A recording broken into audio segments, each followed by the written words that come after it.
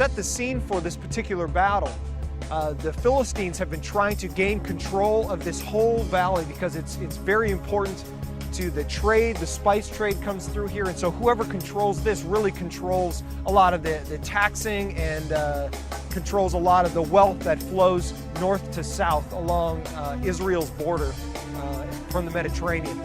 So here you see the Philistines are trying to gain control of this. Saul, who is the first king of Israel, has now come down to do battle here, and the Philistines have brought with them their mighty warrior called Goliath, and he is sitting with them at the bottom of the plain, taunting the Israelites to send their strongest, bravest, biggest warrior to come and do battle with him. And the idea here is that Goliath, their great warrior, the Philistines' great warrior, is going to take on Israel's great warrior, and whoever wins that battle one-on-one, whoever wins that, their side will be the victor without even going to battle among armies.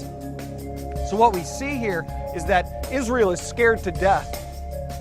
The Philistines feel really good about it because Goliath was 9.5 feet tall. And it wasn't just a skinny 9.5 feet, it was a monster 9.5 feet.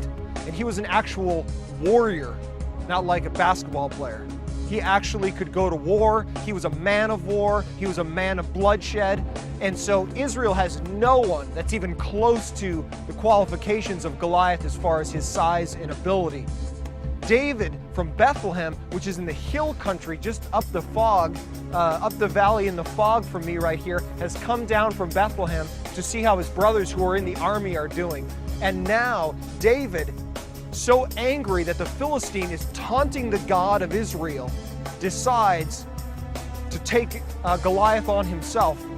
And as we came down from the Tell of Azekah, which overlooks this whole plain, I am standing actually in the brook that David picked up rocks from. And it says that David went along and he picked up 5 smooth stones. And many times we think that they were small little skipping stones, but what they actually were is they were stones that were heavy enough to kill somebody with one shot. They were basically like a slingshot sniper, where they would pick them up and they would pick out the perfect stones, usually like a tennis ball or baseball size, and they would go along picking them up. And David, having killed lions and bears, protecting his flock, would have known exactly the kind of stones to pick up. And so as he would go along, he would see a certain one, he would bend down and he would pick it up off the ground. And the Bible says he put it in his pouch and he picked up 5 of them.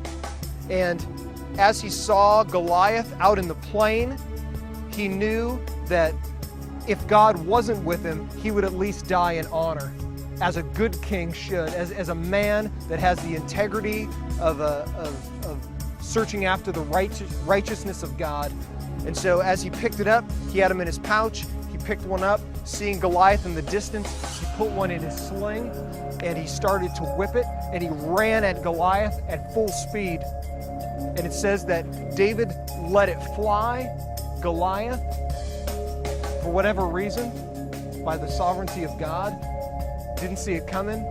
He was probably surprised that here this young little teenager was coming after him as a man of war. And it says the rock flew probably at high velocity, David himself being probably an expert slingsman, and it says it embedded right in his forehead and dropped him face down. Now, as for the other 4 rocks in the bag, it's interesting because David didn't know, David had no revelation that God was going to come through for him. He was just doing what he knew to be right in his heart. But God blessed him because of the desire of his soul was to really please God. So let us, as followers of God, be about the things of God. Let us strive with all of our strength to do the things that God asks us to do. And when it's time to pull the stone out and to use the skill God has given us and let it fly and see how God answers our prayers. David was a man of faith. Let us follow his example as people of faith.